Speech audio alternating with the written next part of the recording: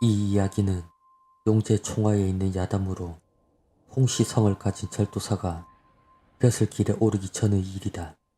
그때 그는 관직이 없어 그저 홍생이라고 불리었고 서울로 올라가는 길에 산속을 지나게 되었다. 급한 길도 아니었기에 산속 경치를 두루 살피며 걷던 홍생은 갑자기 떨어지는 빗줄기에 탄식을 하며 하늘을 쳐다보았다. 붉어지는 빗줄기에 홍생은 당황하였고 비를 피할 수 있는 곳을 찾았다. 이런 산속에서 비를 만났으니 어찌하면 좋단 말인가. 얼마나 걸었을까? 홍생은 멀리서 보이는 자그마한 불빛을 발견하였다. 홍생은 단숨에 뛰어갔고 앞에 가보니 작은 암자가 있었다. 여보시오, 안에 누구 계시오? 홍생은 다급하게 소리쳤다. 얼마 지나지 않아 발자국 소리가 들렸고 이내 문이 열렸다. 문을 열어준 사람은 한 여승이었다. 그 여승은 17쯤 되어 보였고 머리는 깎았으나 보기 드문 미인이었다. 그 자태에 넋을 잃은 홍생은 비를 맞고 서 있는 것도 잊어버린 채 빤히 바라보기만 하였다. 잠시 후 그 여승이 먼저 말을 하였다. 이 밤중에 무슨 일이십니까? 여승은 목소리 또한 아름다웠다. 빤히 바라보기만 하던 홍생은 여승의 물음에 놀라며 대답하였다. 저는 한양을 가던 나그네이오만 비가 많이 와 잠시 쉴 곳을 찾고 있소이다. 실례가 안 된다면 하룻밤만 묵을 수 있겠습니까? 가만히 듣고 있던 여승은 잠시 생각하는 듯 하였으나 옆으로 비켜주며 말하였다. 들어오십시오.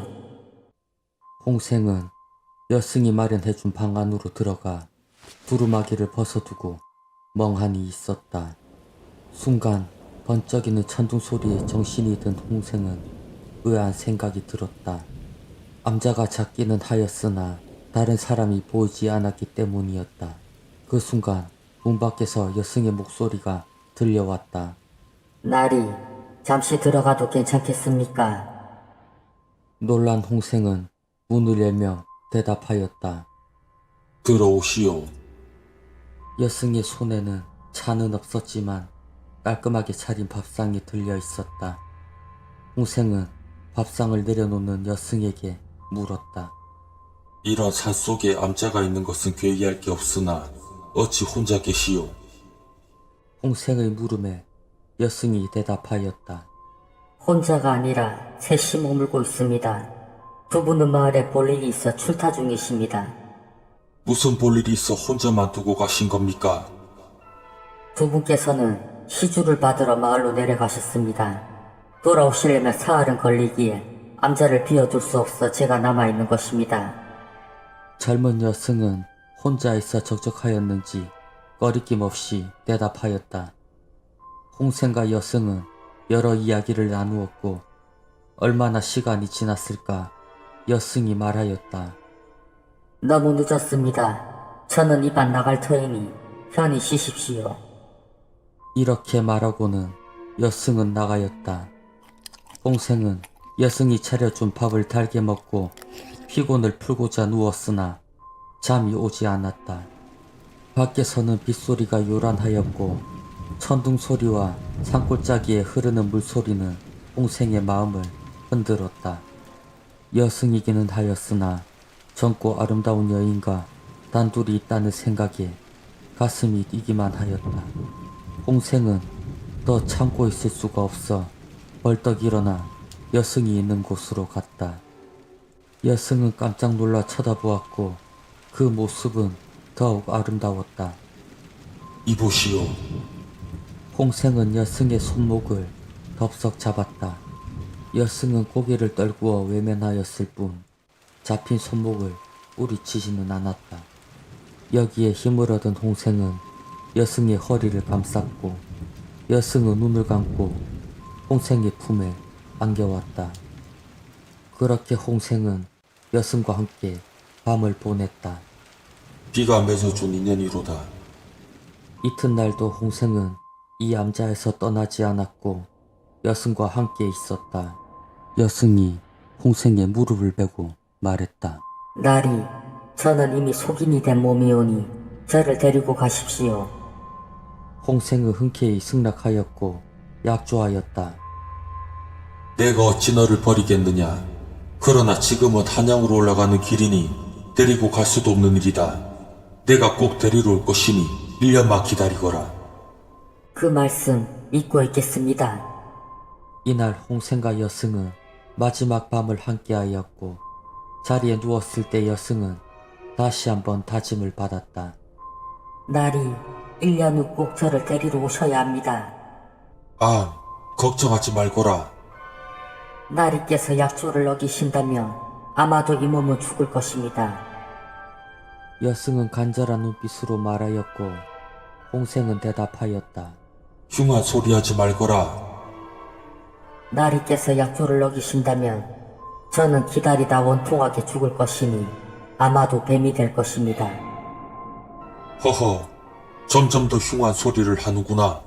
내 분명히 약조하였으니 더 이상 흉한 소리 하지 말거라. 홍생은 여승과 사흘을 지내고서 떠나게 되었다. 비도 그쳤고 이 암자에 있는 다른 여승들이 돌아오기 전 떠나야 했기 때문이다. 여승은 홍생을 마중하며 연방 눈물을 흘렸다. 나리, 기다리고 있겠습니다.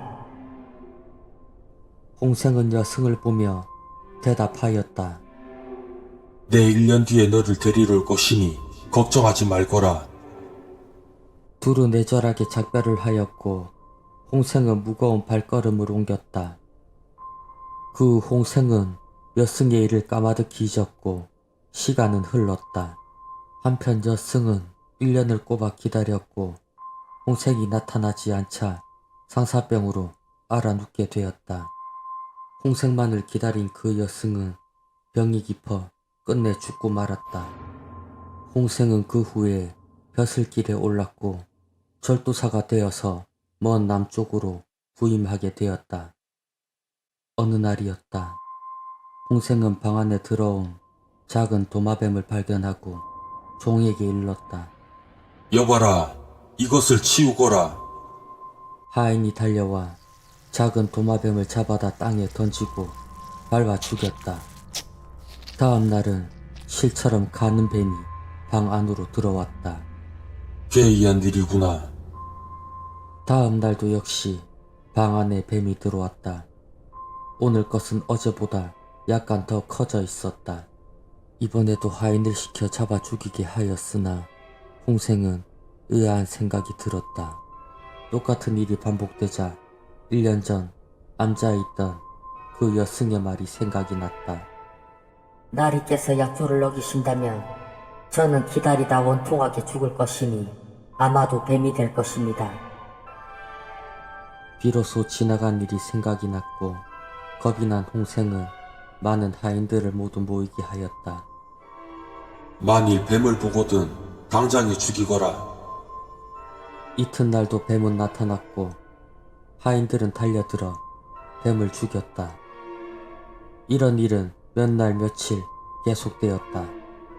뱀은 매일같이 나타났고 날이 갈수록 점점 큰 것으로 변해갔다. 이를 어찌한단 말인가. 아무리 막으려 해도 소용이 없음을 알게 되자 홍생은 깊이 탄식하였다.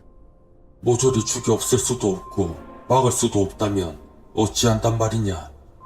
차라리 이 방 안에 놔두는 것이 좋을지도 모르겠구나. 이러한 고민을 하던 어느 날 몸통은 하얗고 붉은 눈을 가진 백사가 방 안으로 들어왔다. 홍생은 이 뱀에게서는 묘한 기운이 느껴져 차마 죽일 수 없었다. 그리고는 집안의 종에게 일러 괴를 짜 그 안에 뱀을 넣어두게 하였다. 신기하게도 다음 날부터 새로운 뱀이 나타나는 일은 일어나지 않았다. 홍생의 방 안에는 언제나 뱀이 들어있는 괴가 놓여 있었고 어디 갈 일이 있으면 하인을 시켜 괴를 메고 뒤를 따르게 하였다. 어느덧 홍생은 뱀 절도사라 불리게 되었고 그 소문은 자자하였다. 참 괴이한 일일세. 어떤 여인에게 못할 짓을 해서 저렇게 되었다는구만. 아녀자가 원한을 부으면 온유월에도 서리가 내린다지 않은가? 이렇게 홍생에 관한 소문이 돌게 되었다. 홍생은 점점 정신이 혼미해졌을 뿐만 아니라 얼굴이 야위어갔고 총명하던 그의 눈은 초점 없는 눈빛으로 변해갔다. 그리고 환청에 시달리며 혼자서 중얼거리는 일도 많아졌다. 그렇게 시간이 흘러 홍생은 알아눕게 되었고 결국 초라한 죽음을 맞이하게 되었다고 한다. 그리고 죽은 그의 눈은 뱀의 눈처럼 변해 있었다고 한다. 홍생만을 기다리다 죽은 여승의 원한 때문이 아니었을까.